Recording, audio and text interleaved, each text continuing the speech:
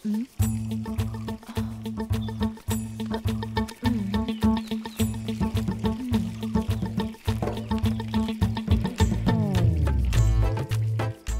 సఖి సరోజ, తుమ్మెదను పువ్వు ఆకర్షించినట్టు, అలలను కడలి ఆకర్షించినట్టు నీ రూప లావణ్యాలకు నాలోని అణువణువు ఆకర్షితమైంది.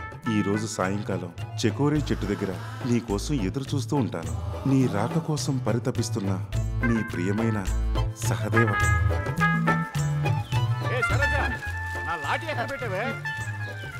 అక్కడే ఉంటుంది చూడండి.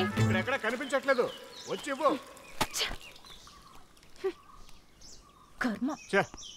ఏమిల్లో ఏంటో పెట్టిన వస్తువులు పెట్టిన చోట ఉండకుండా మాయమైపోతుంటాయి.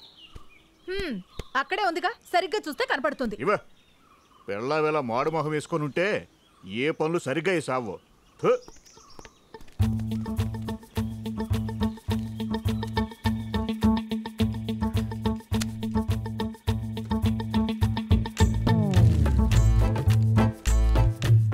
సహదేవా, నువ్వే నా మనసులో ఉన్న మహాదేవా.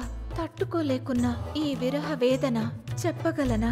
నీ మీదున్న ప్రేమ, నీకోసమే తప్పిస్తున్నా నా అణువణువు తపన. సాయంకాలం చెకోరీ చెట్టు దగ్గర నీకోసం 1000 కళ్ళతో ఎదురు చూస్తుంటాను. మీకోసమే పుట్టిన మీ ప్రియమైన సరోజ.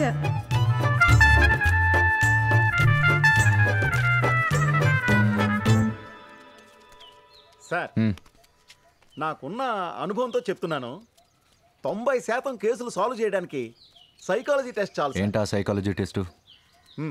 ఒక్క నిమిషం, మీకు ఇప్పుడే చూపిస్తాను సార్.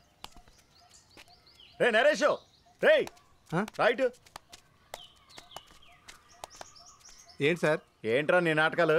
ఏంటి సార్, ఫుట్బాల్ ఆడటం తప్ప? ఫుట్బాల్ ఆట ఆడటం తప్పు కాదు, ఆ ఆట ఆడటం తప్పు. ఏంటి రాగి పిండి జోరుగా తయారు చేస్తున్నావు విన్నాను సార్. ఏంటి నువ్వు చేసేది మాకు తెలియదు అనుకుంటున్నావా? నీకు నువ్వుగా ఒప్పుకుంటే సరే, లేకపోతే నీ లవ్ మ్యాటర్ ఊరు మొత్తం ప్రచారం చేస్తాను. సార్, నాదేం తప్పులేదు సార్. ఆ రైస్ మిల్ దగ్గరికి వడ్లాడించుకోవడానికి వచ్చినప్పుడు కరెంటు పోయింది సార్. ఆ చీకట్లో తప్పు జరిగిపోయింది సార్. సార్, వాళ్ళ నాన్నకు మాత్రం చెప్పొచ్చు sir. Please sir, please sir, నాదేం తప్పులేదు సార్. తనే నా మీదకి వచ్చి పడింది. చూసారా సార్, సింపుల్ గా ఒక రాయి సిస్తే పండు ఎలా పడిపోయిందో. వాడి బట్ల వాడే విప్పుకున్నాడు.